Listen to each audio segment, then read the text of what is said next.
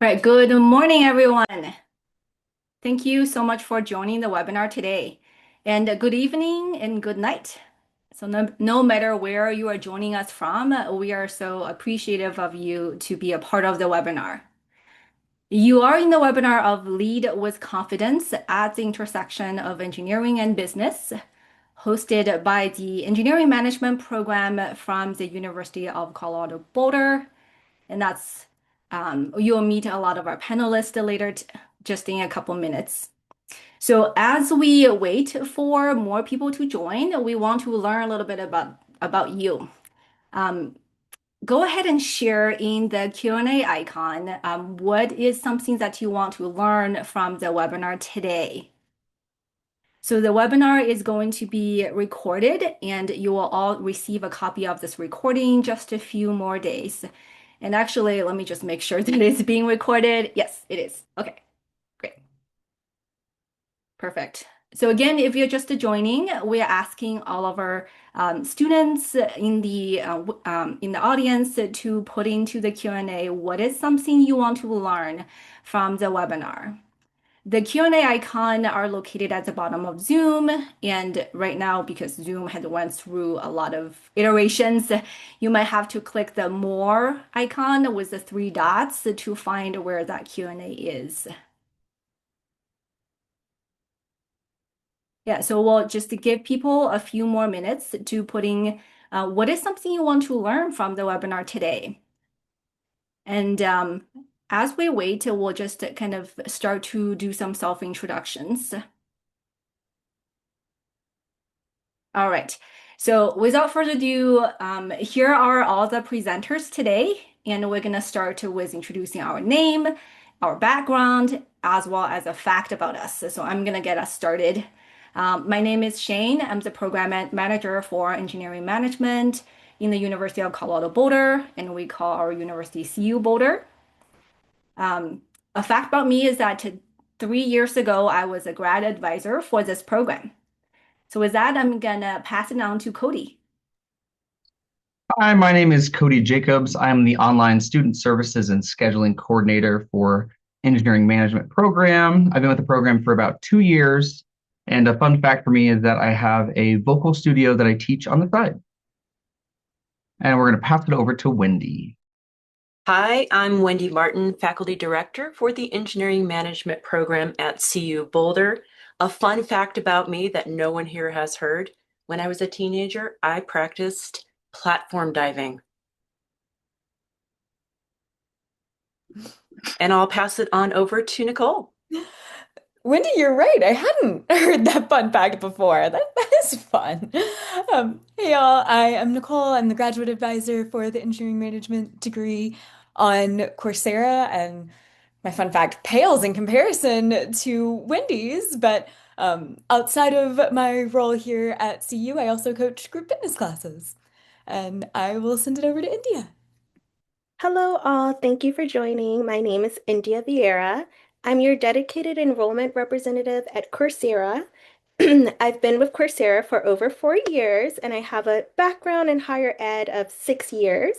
And one fun fact about me is I completed my bachelor's degree online as well. So I really resonate with your goal of flexibility in completing your degree online. Thank you so much, India. So if you're attending the webinar, you may have already heard from India. So just to remember, if you have any questions, feel free to give her a call back or reach out to her to make an appointment. Great. Okay. And we have actually a few responses in terms of students who are curious about this webinar. We have Iceling who wants to learn about the structure of the classes. A really good question. Thank you so much for asking that. And then we have Giraffe who's interested in the tutoring and counseling support available. And we definitely will address that during the slides. So stay tuned. And then we have from Jose, I would like to understand how does the program is updated to face the challenges and risk AI has for management positions? Such a thoughtful question. Thank you so much for asking that. We are in the process of updating our curriculum. So that is something that we are happy to address towards the end of our webinar. Great. Thank you for sharing. And let's start with just a little bit of fact about the University of Colorado Boulder. CU Boulder is a world-class university, and our engineering college is ranked top 20 in the nation by US News. Founded in 1876, we are a Tier 1 Research 1 institution, and we celebrate 5 Nobel Prize winners, 12 MacArthur Genius Grant Fellows, and over 90 Fulbright Scholars since 2013. A question we oftentimes hear from our prospective students is, what is engineering management? Well, engineering management translates engineering into our business. Our degree is a business degree for engineers, technical professionals, managers, leading technical teams. All of our faculty are engineers and they have leadership experiences.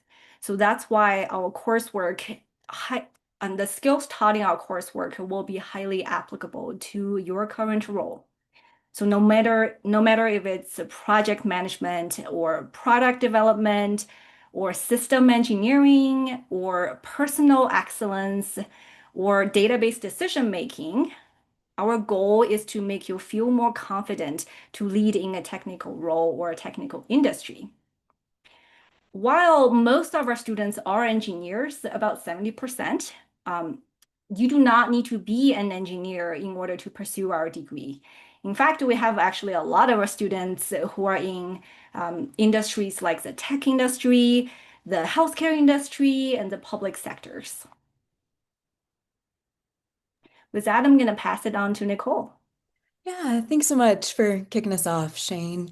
I'm just going to take a little bit of time here to chat through what are some ways that the engineering management degree on Coursera is unique to other programs that you might be taking a look at. So, starting off kind of at that entry point into the program, what does it look like to actually kind of kick things off and become a student?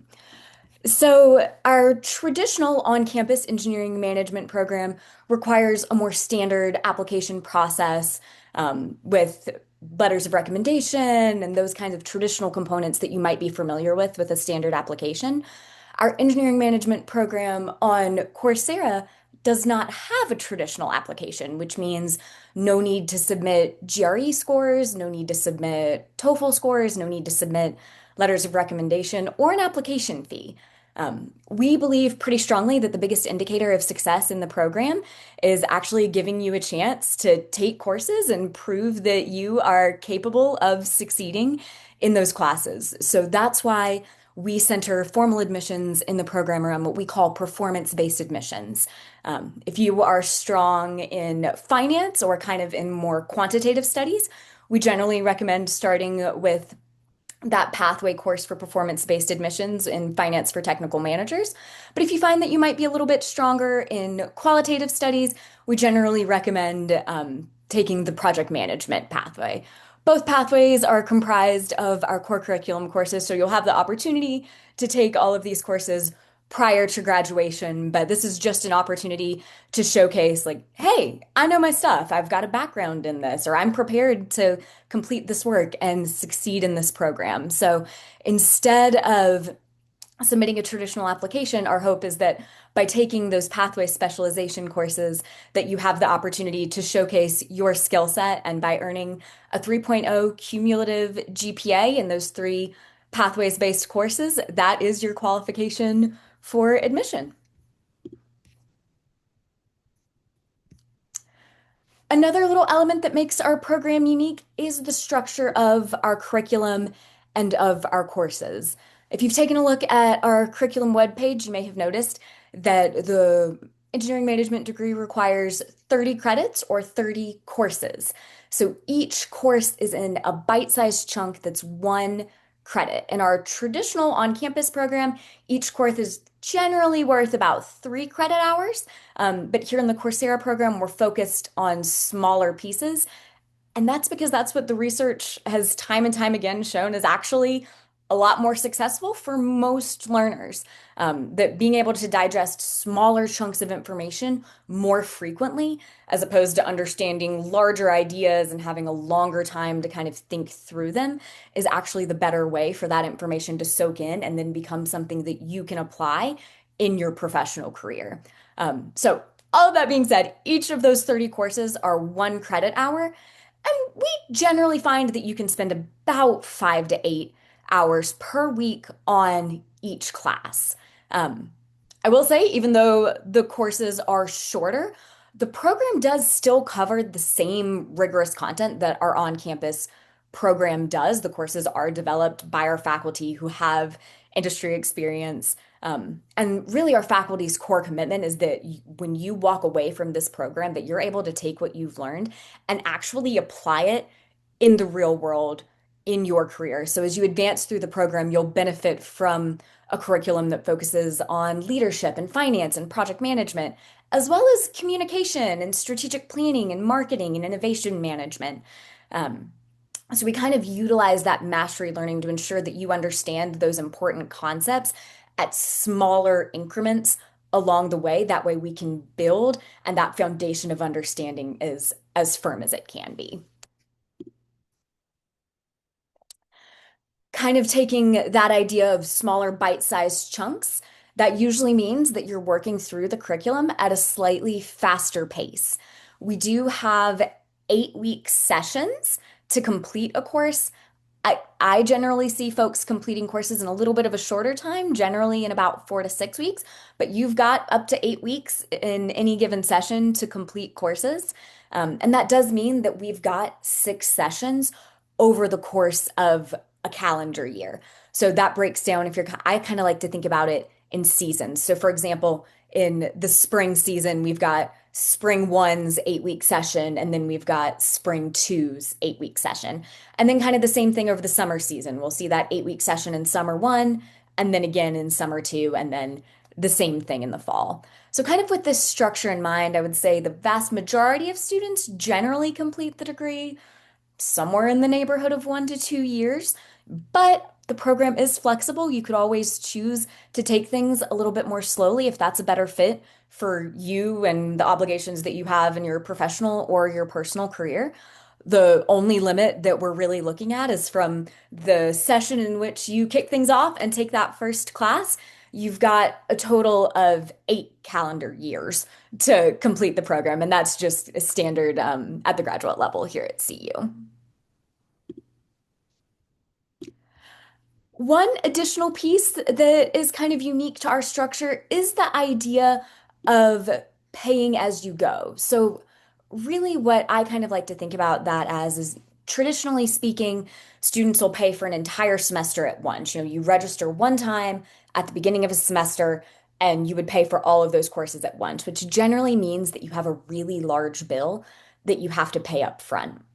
The nice thing about tackling courses in those bite-sized pieces is you can pay for a course as you decide now's the moment, now's the session, this is the time I'm going to take this course.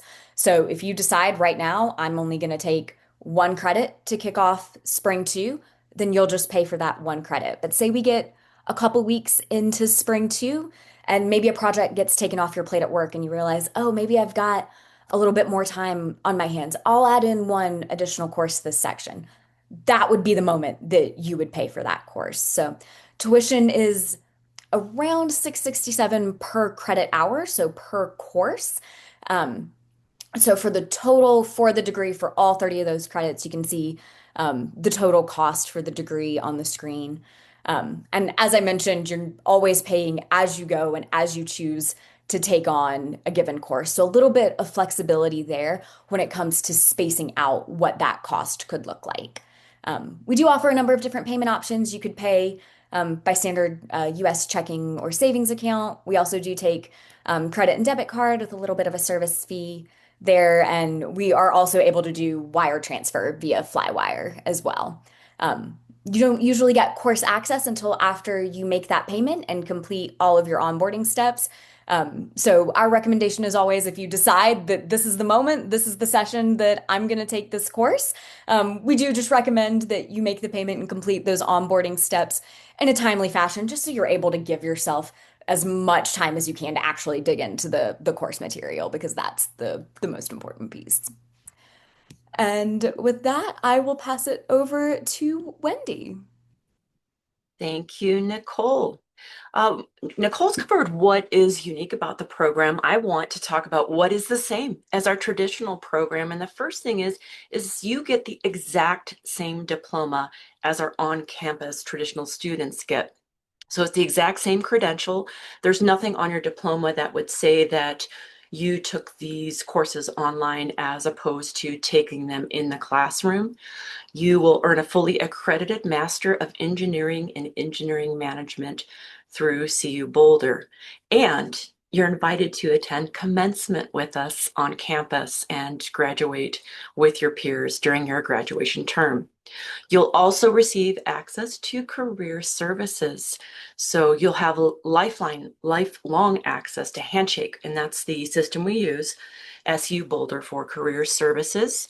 And you can network with your fellow alumni, and there's roughly 20,000 employers that post jobs there. So you'll have full access to that. You'll also get resume review services from an AI tool called Quincia. I've had an opportunity to try that out, and it is really cool. So you'll have free access to that.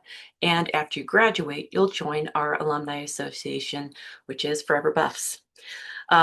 Also, the graduate school policies apply to Masters of Engineering Management students on Coursera too. And these policies cover things like academic standing, others. But overall, you'll see that you're able to reduce the time commitment by the way that things are structured on Coursera, which is great, especially if you're a working professional, and it allows you to take our courses from wherever you are. And that gives a lot of flexibility. I know for me, I graduated from the engineering management program at CU, but I took all my courses online through the traditional program because I had a toddler at home, a young child, and I had to take care of him. I'm so glad I had that opportunity to do that and also get my master's degree. So very important. Let's go to the next slide. You'll notice that we have 30 credits for our master's degree of engineering management. There are 54 electives available, so there's plenty of choice there for you. You can also pursue a 9-credit certificate, which stacks into the degree. It's part of the degree if you choose to do so. One of those certificates is the Graduate Certificate in Engineering Management, which is an extra credential. Alternatively, we have a certificate that was co-designed with Siemens, and it is called Design for the Circular Economy. What's special about that certificate is that it is also accredited through ABET, which is the first of its kind. So you can get a graduate certificate and get your degree in engineering management. Let's go to the next slide.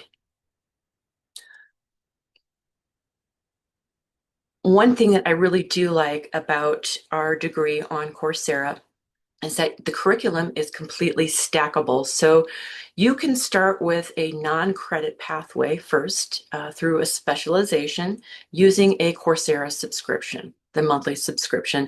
And then when you're ready, you can upgrade to that 4-credit course. So let's say you complete the 3-credit pathway specialization in project management or finance for technical managers. You get a 3.0 GPA and immediately you'll be admitted to the program, which is great. I love that. I love performance-based admissions. You show that you can do the work, and then you come join us. Then you can stack your pathway courses. So you'll complete 2 more 3-credit course specializations. That would include leading oneself, and maybe you take finance after that. You already have your graduate certificate. And if you've got your graduate certificate, you might as well just keep going and get the whole thing. You've got 9 credits of it down. Go ahead and go for the rest of the 30. and you can complete that. So you just need another 21 credits, including 3 credits of core and 18 credits of electives. Let's go to the next slide. Okay, and so this is a list of topics that you'll study for the degree. So you can also find this under our website for curriculum. And specializations are a series of 1-credit courses that are linked together to cover one topic in depth. Most specializations have 3 courses. So what you would call a 3-credit course in a traditional program, we have a 1-credit course that goes into a 3-credit specialization. So the blue topics that you see on the screen are pathway specializations, and you'll most likely start in one of those areas, either finance or project management. Our recommendation is for you to start from the top course and move to the bottom course within the specialization. You can take them in any order. Most of them are done with a thoughtfulness that you're going to take them in order, designed by faculty and learning experience designers. We have lots of electives for you to take, and you can see those on the right. And you can take more electives than are listed here. So these are our electives. We're continually coming up with more electives, including one in the area of AI. But you can also take 9 credits from, let's say, the Masters of Science in Electrical and Computer Engineering, or Data Science, or Computer Science, or one of our newer degrees, Artificial Intelligence. And those credits will count towards the engineering management degree. And let's go to the next slide. This is one of our core classes, project management. There are 3 1-credit courses, which include foundations and initiation, the project planning and execution, and finally, agile project management. So things that you would study in this course are tools and techniques for managing complex projects and doing those on time and within budget, really important things that you'll learn. How to develop a project charter, launching a project, identifying who your stakeholders are, how to communicate with them, leading complex teams and matrix organizations, developing budgets, reports, projects, assessing risk and quality.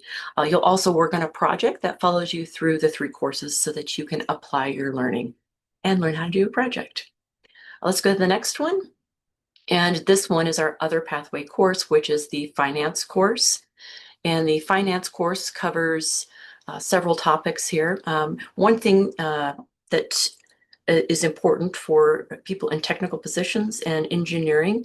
I know for my undergraduate degree, I did not in mechanical engineering receive anything relatively close to finance. And then when I became a process engineer, one of the first things I had to do was go to capital screening committee and talk about the finances and hurdle rate and all of these different things that I had no idea about. I learned on the job. This will be much better for you to learn from Dr. Michael Reedy, who's an excellent instructor. So when he first started as a material scientist, he was like, well, I thought cost analysis was done by finance, but it's actually not true. You get to do that as an engineer. And so it's a challenging course, but really fun when you learn the technology. And then there's a focus on personal finance in there as well, which is really helpful for a lot of students. So things that you would learn in this course is how to do that cost analysis.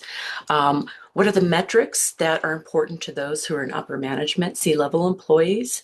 Things like net present value or internal rate of return. How do you assess the financial health of the company you're working for, or maybe the company you want to go work for? You want to make sure that they're healthy before you go to work for them. And one way to do that is understanding their annual financial statement. So you'll learn how to do that as well. And you'll learn how you can develop your retirement plan through spreadsheets in this course. So I think that you'll really enjoy that. And I'll pass it back to Nicole. Yeah, so we are just going to take a quick minute to pause for some questions before we continue on. I'm seeing that we have a couple in the Q&A, so folks, if there's any that have come to mind as we've been chatting, please feel free to add them there. I will go ahead and kick off our little Q&A break with Wendy. I think this one might be headed your way. Shane obviously would love your input as well.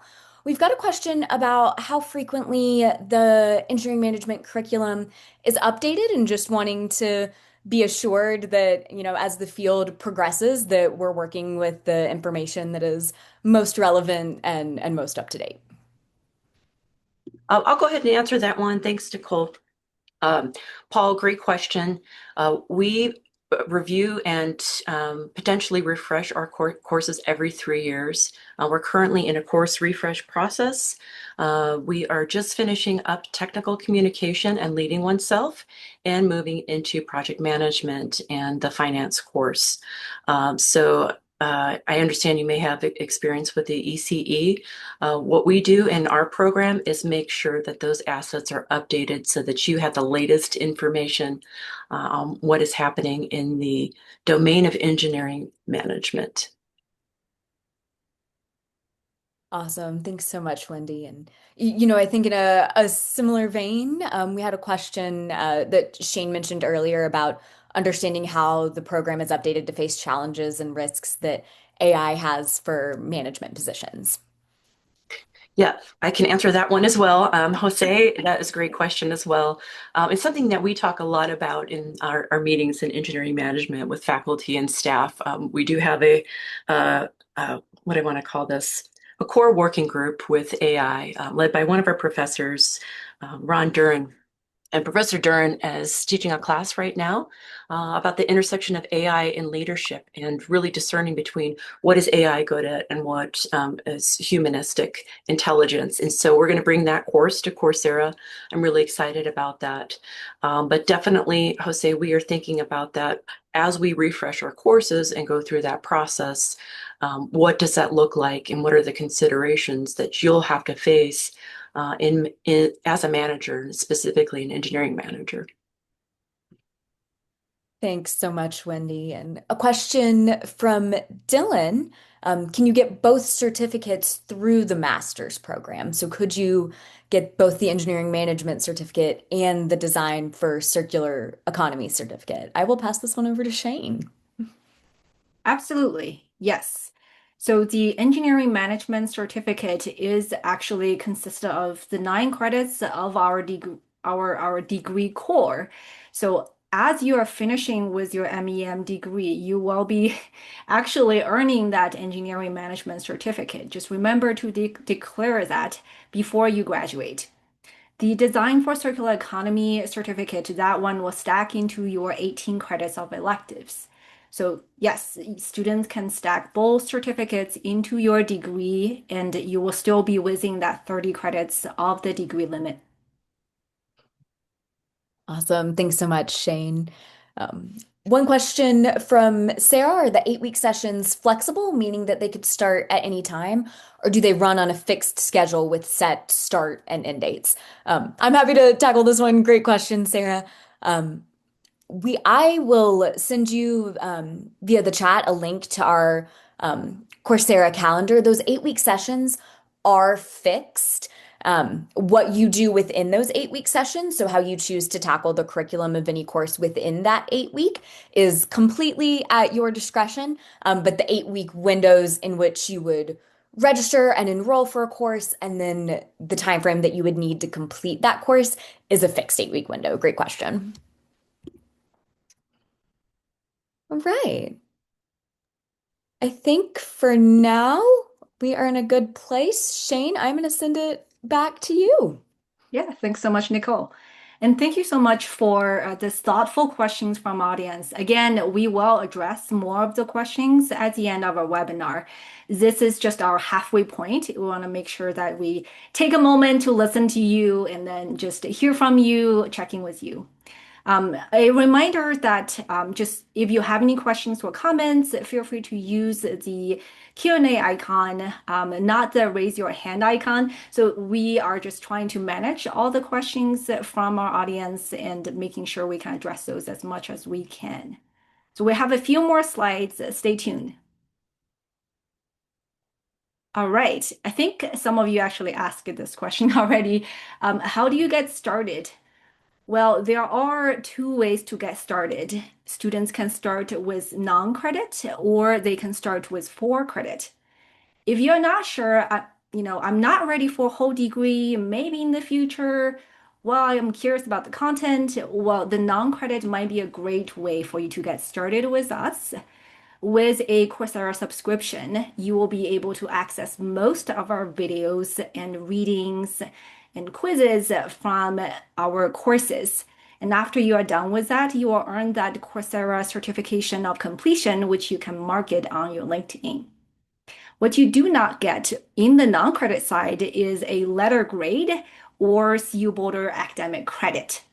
So in order to get that, you will need to either upgrade from non-credit to for credit, or you can start with for credit directly. And the process is actually the same.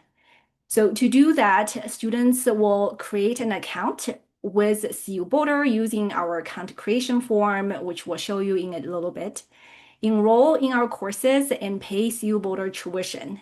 So with that, you will get access to a short onboarding course that's free. That will just go through different CU Boulder policies with different how this program runs, how you can get supported, how to stay connected with other students, and policies on AI and usage in our courses.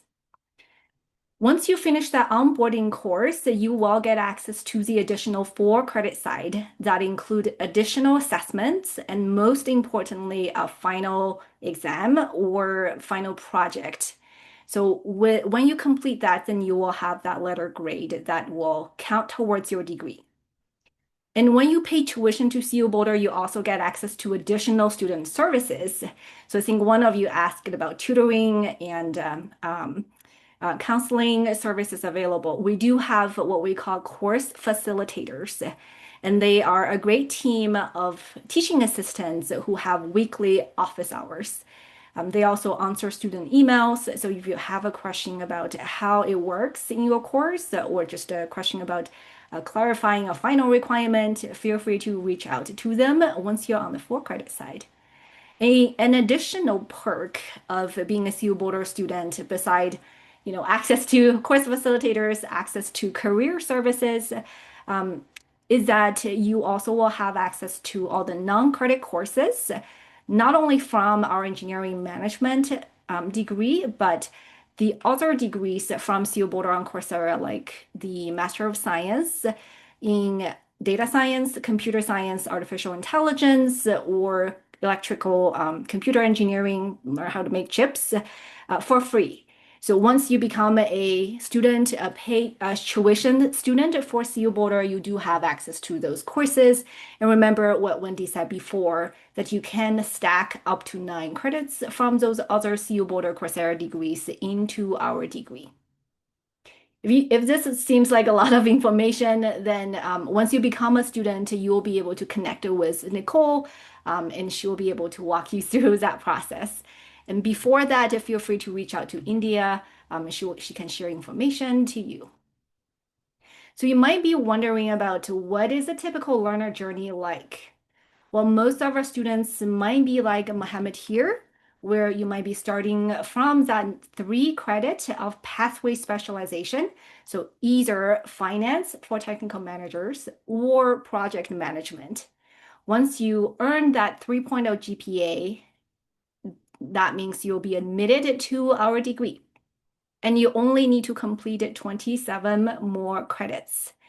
So if a student is completing 3 courses or 3 credits every session, since there are 8 sessions every year, so your progress might look like this. You will go through year 1, 6 sessions a year, 3 credits every session, and then year 2, 4 sessions, again, 3 credits every session. Then you can graduate by the end of spring 2. So that's about 2 years in total. And that's pretty typical with our students. At the end of your degree, you would have paid about $20,010 for your tuition. There are no hidden fees. You'll earn the same diploma as our on-campus students. Now, this degree is actually designed to be flexible, so you don't have to go aggressively towards the degree. You could maybe be like the student Ryan here. So Ryan is really busy at work and he's not sure if this is a good pathway to get started. So he starts in non-credit. And then after some time, he's ready to upgrade to 4 credit. So he might be taking between 0 to 3 credits every session, and he take breaks when work gets really busy. So as Nicole was saying before, the only limit is that students like Ryan need to complete their degree within 8 years. Finally, we have students who want to just finish the degree in possibly as little as 1 year and go fast. And that's a possibility as well. So students like Linda here might be taking, let's say, 5 credits every session. And Linda might be ready to start in the summer 1 session. So by taking 5 credits every session, Linda will be graduating at the end of spring 2. And remember what Wendy said about the graduation ceremony. It is a huge celebration. We would love to see you on campus. The important thing is that you choose a pace that is right for you, and we are here to support you. All right, some enrollment dates. The enrollment for Spring 2 session is open right now, so February 23rd to April 17th. The actual session, I think one of the students was asking about how does the 8-week session work. So on the 4 credit side, the 8-week sessions are rigid. The Spring 2 session for 2026 starts on March 9th and it will end on May 1st. So that means all work, all exam, all assignments must be done before May 1st if this is a session you choose to enroll in. Now, many of you might be thinking, oh, summer is probably better. I need some time to just look at everything and plan work. Well, the next session, the next enrollment opportunity would be April 20th through June 12th. And the summer 1 session for your 4 credit courses will start on May 4th. May the 4th be with you. And on June 26th. So something to keep in mind is that when you get started, it might actually take a while to just get everything going. So I would say allow about 2 to 3 weeks to just have everything planned and have a lot of grace and patience with yourself as well as with this process. All right, I'm gonna popcorn to Cody. All right, thank you so much, Shane. So we're just gonna go over a couple common questions that we see from students. Some of these have already been answered, some of these have been asked in the chat, but we're just gonna go over these common questions and then we'll get to any other questions you still have lingering after this. So as a lot of people ask, is the degree accredited? Yes, the MEEM on Coursera is fully accredited by both the Higher Learning Commission and the Colorado Department of Higher Education. And as mentioned before, your diploma is the same as our on-campus students. There is no designation saying that it was an online or distance degree. Next slide. Thank you. Another thing to note is that you cannot transfer credits from another university or another campus to this program. So the 30 credits for your degree will be made up of courses from the MEEM on Coursera, as well as up to 9 credits from the other CU on Coursera programs for your electives. And those programs, as mentioned before, are data science, electrical and computer engineering, computer science, and AI. Beautiful, thank you. Moving on. So financing, this program is not currently eligible for U.S. federal financial aid, and we do not have scholarships at this time. However, we have been able to greatly reduce our tuition rate as we highlighted earlier. So in order to pay for tuition, students may use private loans if that's a good fit for them. So another common option that a lot of our students utilize is tuition reimbursement through their employers. So employers really value the skills that we teach, and they may agree to pay for these skills if you are strategic with how you approach them. So your company is going to want to know that this is a fully accredited degree from the University of Colorado Boulder. You're going to want to give them details about the costs, timeline, and curriculum. And most importantly, you're going to want to outline how the skills and knowledge you will learn in this program may benefit your company. So maybe you're going to use what you learn in the finance or leadership specializations in your daily work. Or maybe you're currently working on a project where you can immediately apply the skills you were learning in the project management specialization. So you want to convince your employer that this tuition money will help them as much as it helps you. And you can explain all of this in your request to them. One of the things that we do want to add, though, is that your employer may want you to sign a contract before they agree to do tuition reimbursement. So make sure you understand any details in this contract, and specifically make sure that you are able to provide any paperwork that they need, such as receipts from tuition payments or transcripts of your completed coursework. So now, because our program is fully online, there is no need for a student visa. So CU Boulder does not issue I-20 forms, and students will not get student visas for this program. This also means that you will not be eligible for curricular practical training, CPT, or optional practical training, OPT, as part of this program. And next slide. And so who can you talk to about if you have questions? So one of the great things that we have as part of our programs is we have Slack spaces for the program and for the courses, where you're able to connect with the other students in your program and in your courses to ask them questions if you get stuck on a problem. You can also work with them and start building your professional network while you're working on your degree, so you have people to reach out to once you finish your degree. And then also, as mentioned before, as a 4-credit student, you have access to our course facilitators. And they host weekly office hours for you to come in and ask, any questions you may have on the concepts and to get some help. And they're also there to support you whenever you need questions outside of office hours via email. And with that, I'll pass it back over to Shane. Thank you so much, Cody. A common question we get from students, another one of those is, what is the difference between the ME in engineering management versus an MBA? Well, first, the tuition oftentimes is different. Our degree oftentimes is more affordable than an MBA degree.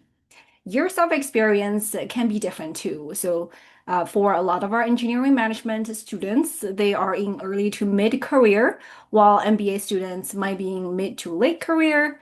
But again, this is not a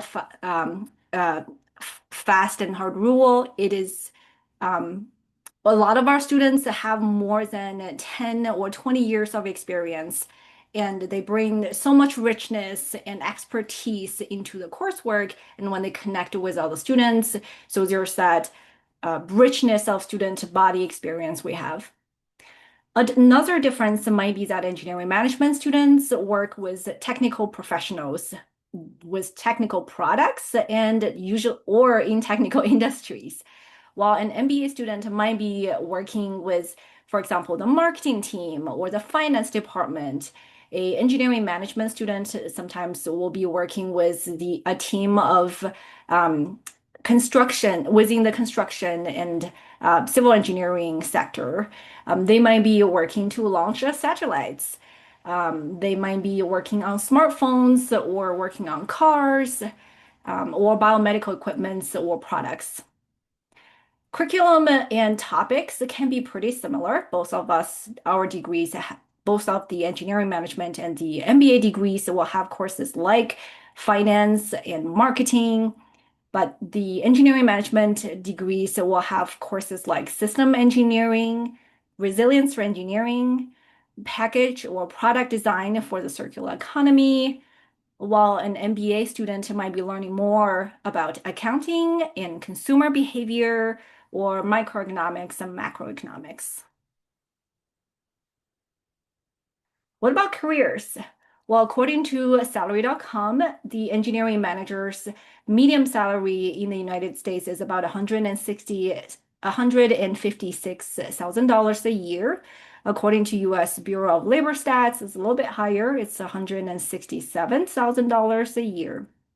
While our program don't have the salary data yet, we do have employer data.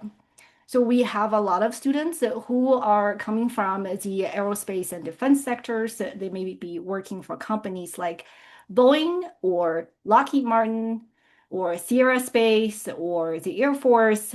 Actually, Boulder, Colorado is kind of sitting in the intersection of many of those aerospace companies. We have students who are from the tech sector. So they might be working for Apple or Amazon, PayPal, Google. Again, Boulder, Colorado kind of have a lot of tech companies in the area as well. We have students who work for automotive companies like Toyota or Ford. We have students who's working for media companies like Disney or Paramount.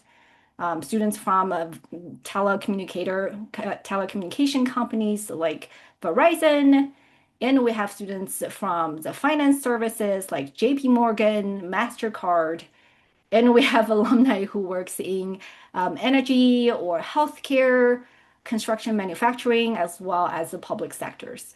We really appreciate our students and their diverse background. They bring in so many layers of experience and topics into our degree. Now, you might be thinking, okay, well, when I'm ready to start with the for-credit side, how do I get started? Well, um, if you are ready to start with U Boulder directly, then you want to start by going to this website right here, colorado.edu, ALI, choose your path.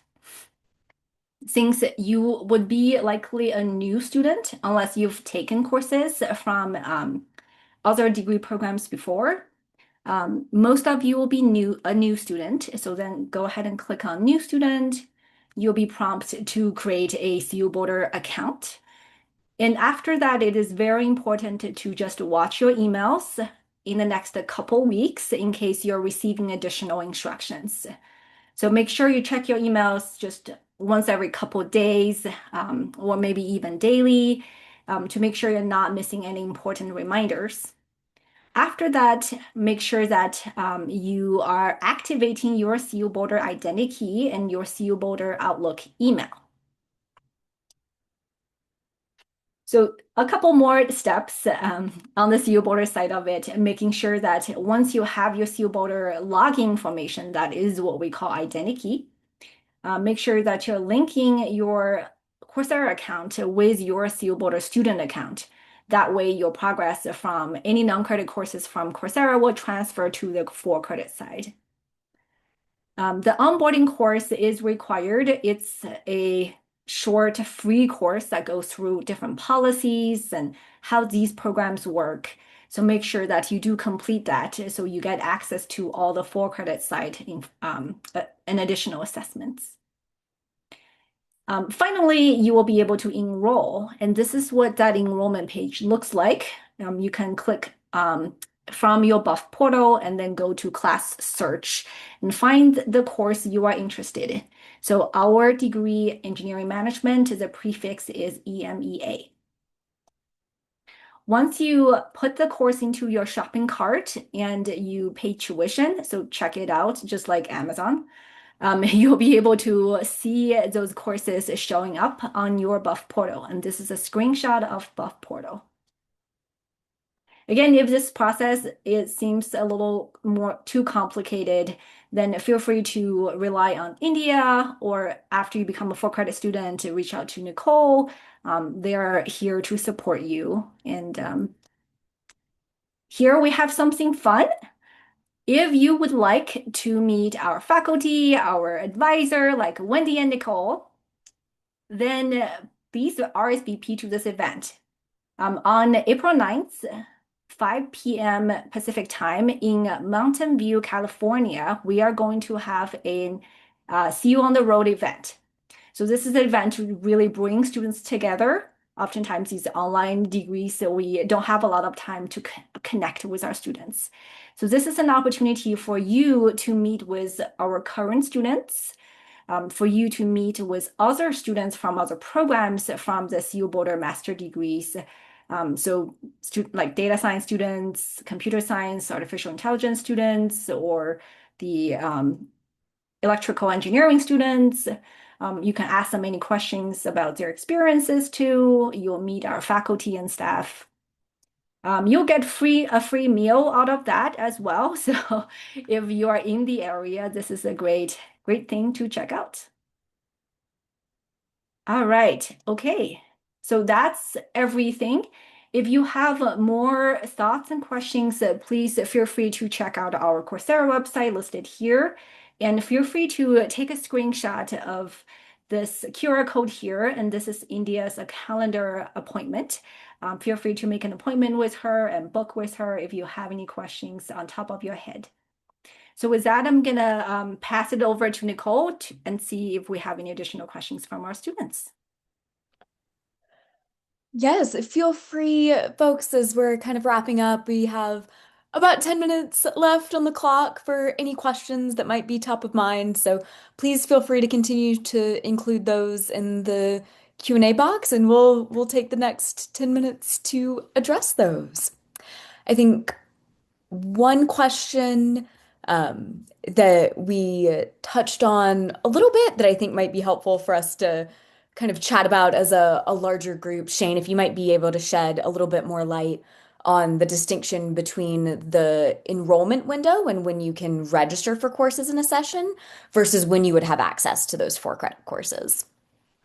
That is a great question. So on the non-credit side, there are no definitive timelines, and on the for credit, there are.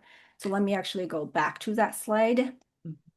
The enrollment window means that you can go into Buff Portal and then actually register for the courses, put them into your cart, and then check them out like your Amazon shopping cart. So that's that step of the process. And when it comes to the session dates, let's take a look at the next 2 session dates here. The Spring 2 session starts on March 9th. That means students will have access to the full course, including the final. So let's say you have started on the non-credit side in project management, and you've made it halfway through and you're ready to upgrade it to 4 credit. In that case, you can enroll anytime between February 23rd to April 17th. And you will have between when you enroll and May 1st to complete all the additional parts of that course. Awesome. Thanks, Shane. Kind of in a similar vein, that distinction between 4 credit and non-credit. Richard has a question about the distinction between the workload between the non-credit course and the 4 credit course and how that might be similar and how it may differ. Shane, if you want to tackle this one, I'll pass it to you. And Wendy, I think you might be able to kind of shed a little bit of light on this one from your courses as well. It sounds great. So with a 4 credit side, well, with a non-credit side, that is really majority of the course on the 4 credit side. So once you actually complete the non-credit content, that means you would actually have completed all the readings, all the videos, all the quiz assessments. Um, I think Nicole had shared that it takes about 5 to 8 hours, depending on the course, to finish the course in about 4 to 6 weeks. So that's the non-credit side. And then when you upgrade from non-credit to 4 credit, your progress will transfer with you. So that's a huge perk. The 4 credit side will have additional assessments like the policy quiz, and then you will have the final project exam. And it depends on the course. So different course will have different requirement for those additional assessments. Wendy, do you have anything to add? Yeah, Richard, that's a great question. So you'll complete all the coursework, and then what you have left to finish is the final, whatever the final is. In some cases, it's a project. For example, we're reworking the technical communication course, and you'll have to submit a communication action plan.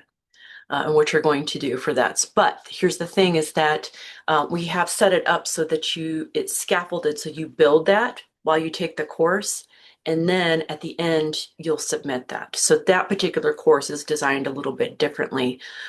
For one of my courses, which is a course that's quantitative analysis, essentially data-driven decision making. That one, the finals, I have them set up in 4 parts, and you get up to 4 hours for each part.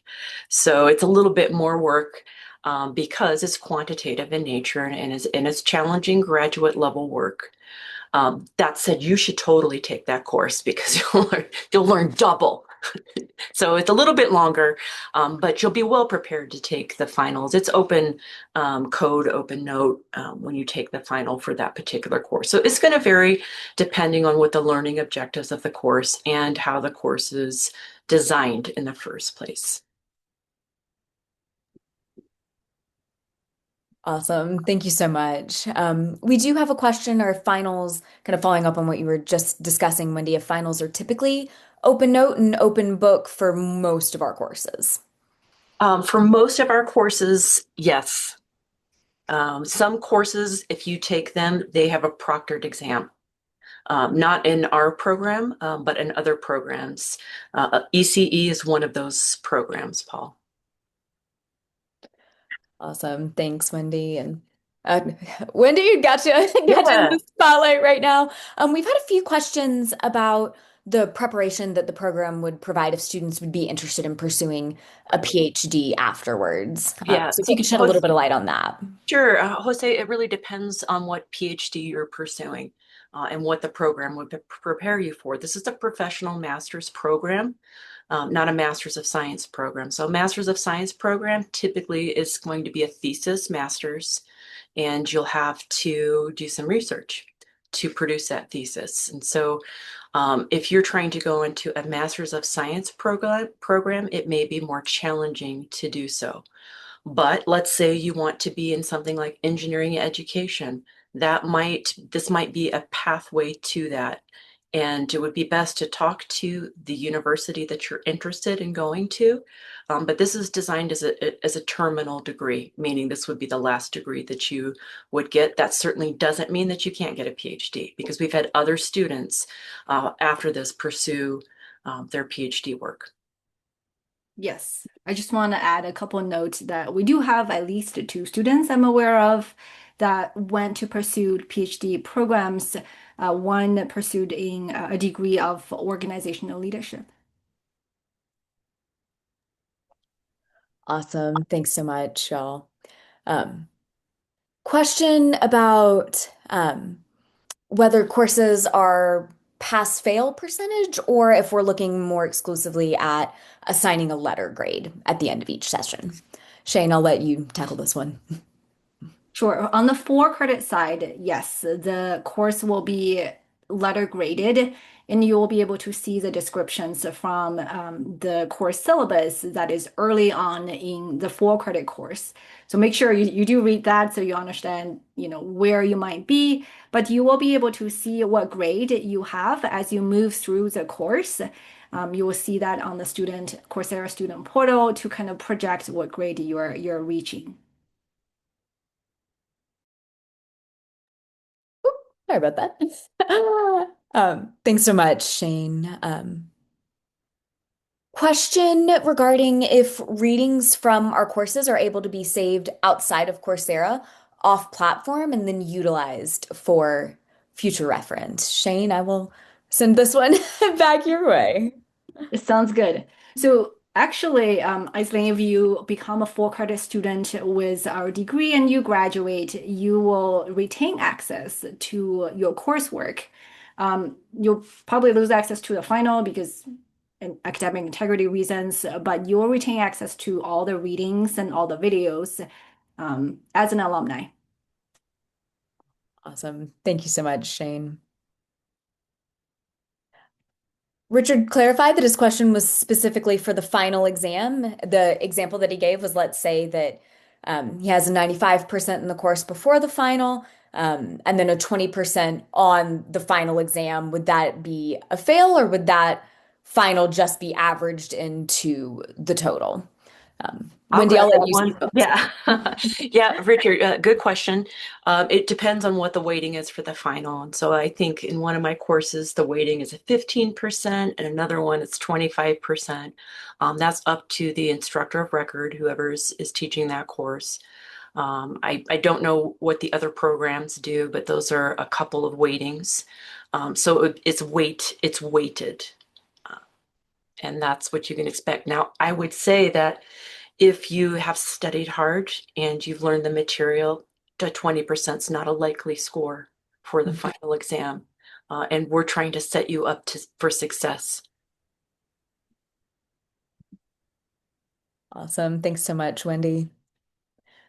Think we've got about 1 minute on the clock. I'm not seeing any additional questions at this time in the Q&A, folks. If you've got them, please feel free to to pop them in. But as we're wrapping up today, Shane, would you be able to take us back to the slide that has the link to India's booking, just to make sure folks have access to that as we're wrapping up today? Yes, great reminder. Thank you so much.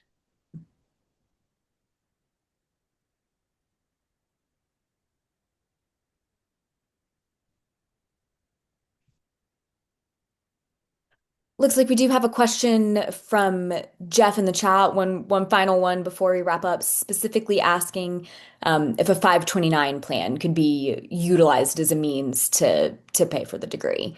Um, Shane, I'll send this one your way, and Jeff, we could also chat offline a little bit about this as well.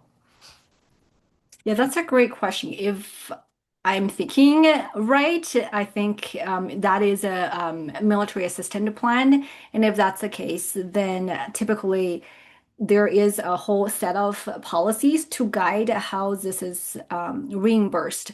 So typically, our students who are veterans or who are military affairs students will be able to register for our courses and document the courses they are taking. So they will be paying out of pocket initially and then get the reimbursement later. So that process it can be very document intense. So definitely feel free to get started and then keep in touch with us as well as CU Boulder's Military Affairs Office, who can help to troubleshoot this process. Cool. Awesome.